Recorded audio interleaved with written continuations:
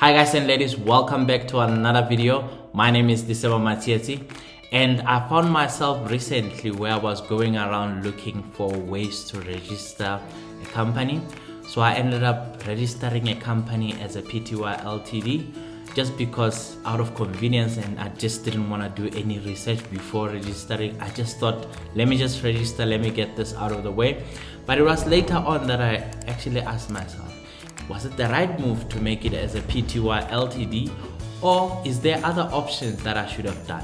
And on this video series, I'm just going into all the research that I've done while I was looking to register a company, and I'm gonna share it with the fellow analysts out there that are planning to take the entrepreneurial route so that we can share ideas and bounce them together. So stay tuned for the rest of the video.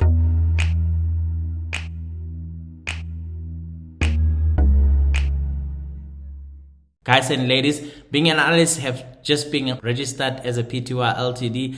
I was quite excited. I went there, I registered, and after registering, after getting everything else, including the BE certificates, I asked myself, was PTY Ltd the right path for registering the company? And what if later on I really want to involve other people?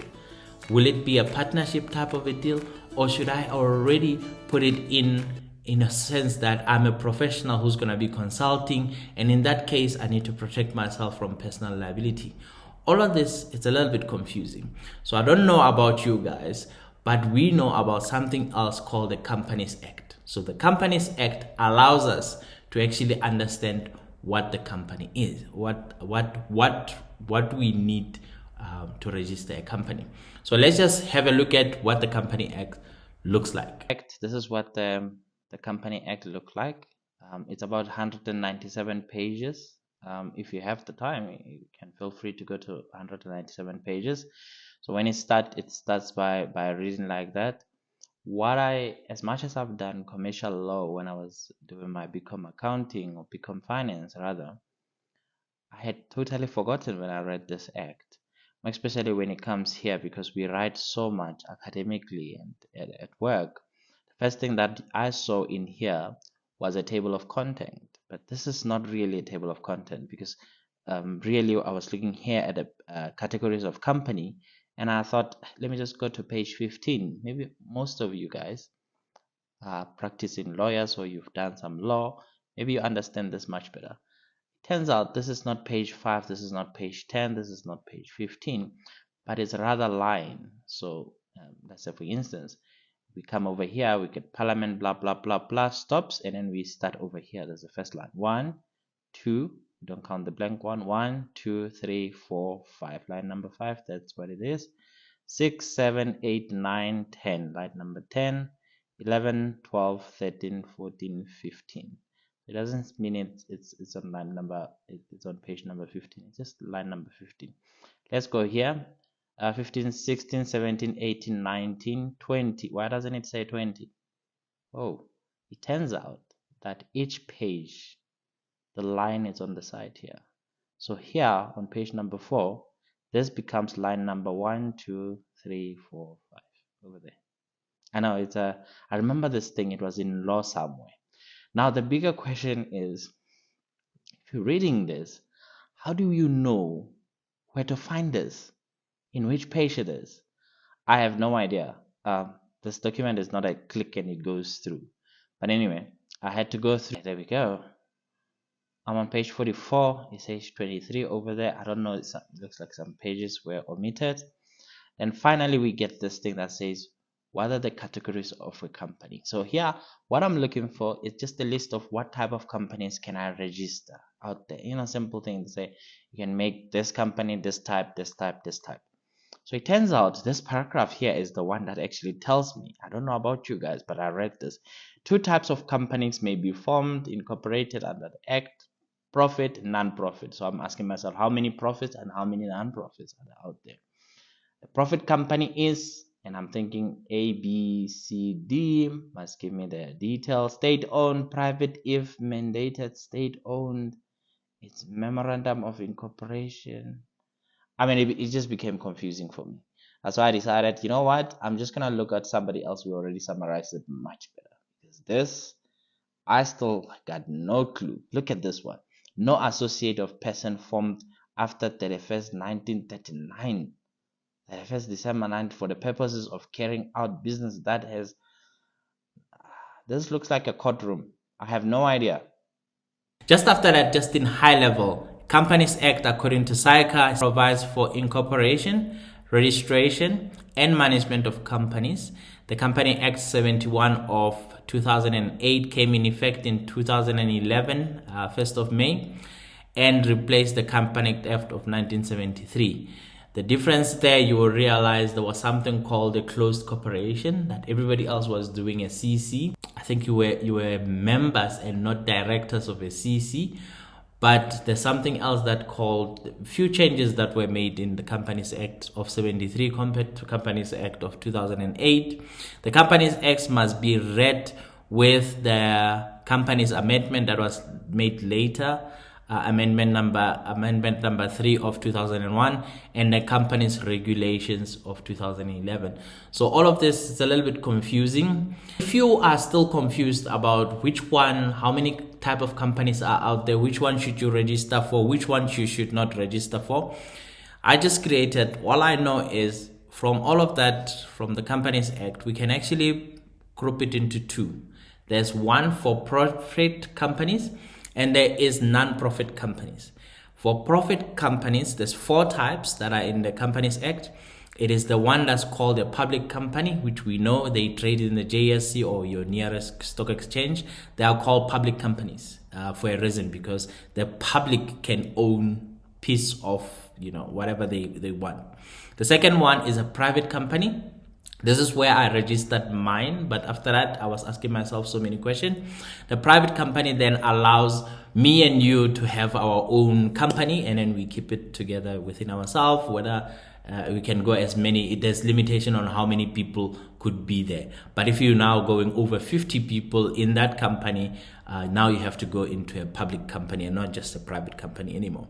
And then there's another one called the personal liability company, which you see all the time. The Inc. NIC. You see it all the time when you're reading some articles, big companies that you're looking for. You always see this thing called INC, Inc. all the time. I didn't understand the difference between them. In my finance degree, I did commercial law, and we were taught this thing. I think I was just reading for the sake of passing and not for the sake of understanding. And now it's hitting me because I have to understand. The last one is the state-owned company. You will see when you're looking at the airlines, you're looking at government companies, they always have SOC or SOE at the end of the company. And those are state-owned companies or state-owned entities. And we can look at what the difference is. And the last one that we're looking at is what everybody else loves. For whenever you want to do some community work, you register a non-profit organization, NPO or NPC. In this case, we'll be calling them NPCs, non-profit companies.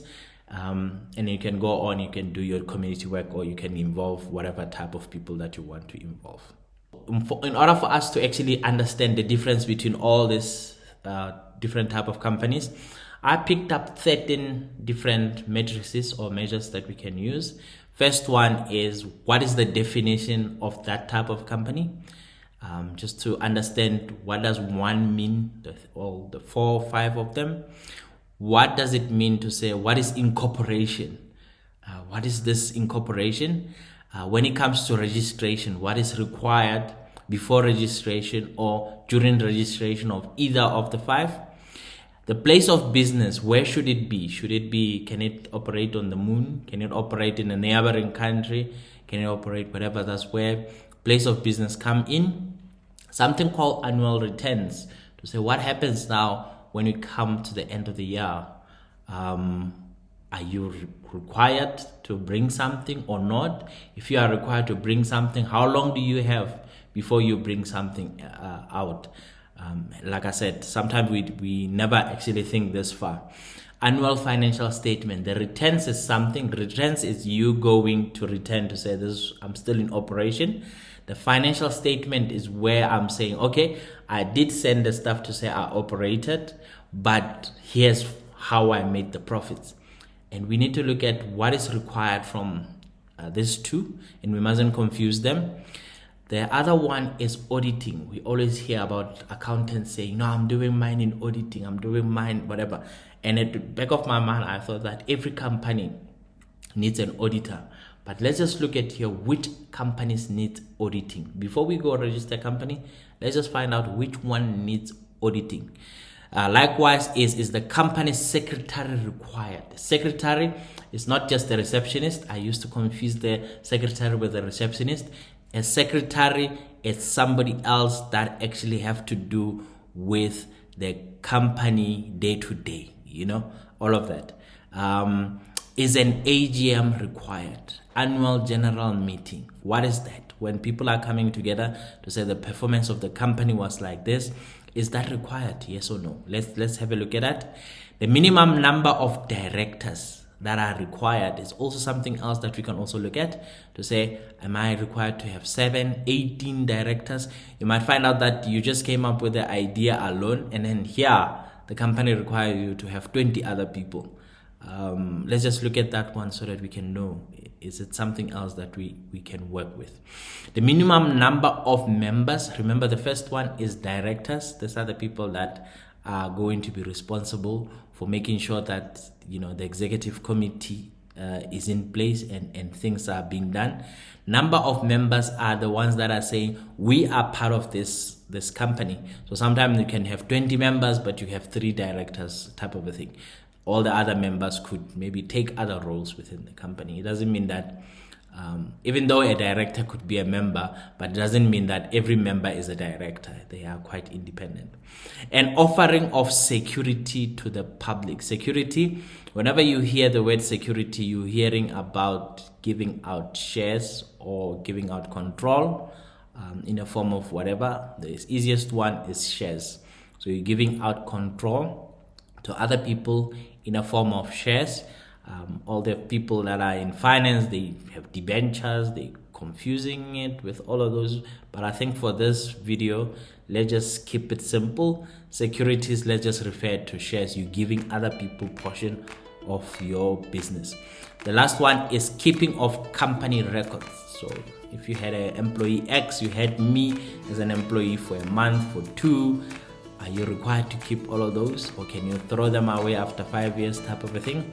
And who is your regulatory body? If you have a regulatory body, who is it? What should happen? Stuff like that. Who are you reporting yourself to? So in summary, that's how we're going to be comparing the different definitions by those. And what I've tried to do is I'm not gonna put them all meshed up together. I'm gonna create a separate video for each different type of company. And don't worry, the next video is describing the first type of company.